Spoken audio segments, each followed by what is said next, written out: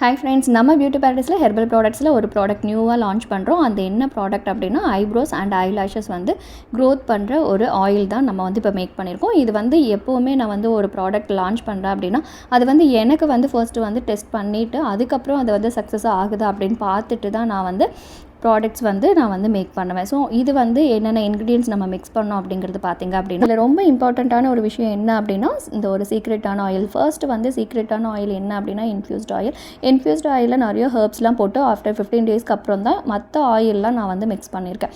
So இந்த ஆயிலெலாம் என்னென்ன mix பண்ணியிருக்கேன் அப்படின்னு பார்த்திங்க அப்படின்னா almond oil, olive oil, castor oil, அதுக்கப்புறம் வந்து ஆர்கன் ஆயில், அதுக்கப்புறம் vitamin E capsule, virgin coconut oil, இது எல்லாமே நான் மிக்ஸ் பண்ணியிருக்கேன்.